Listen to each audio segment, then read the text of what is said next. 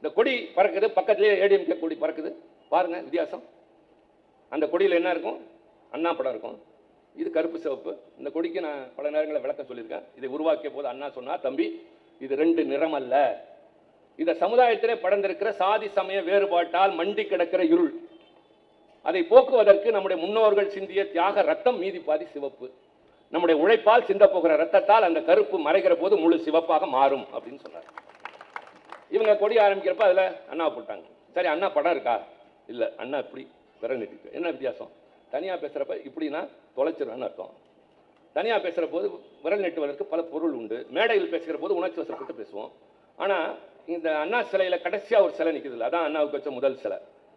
அப்போ அவர் மறைந்தவுடன் அண்ணா கலைஞர் எழுதுறாரு, ஆட்காட்டி விரல் நீட்டி நின்றாய் அண்ணா, ஆணையிடுகிறாய் என்றிருந்தோம், ஐயோகோ ஓராண்டுதான் உயிர் வாழ்வேன் என்று சொன்னாயா.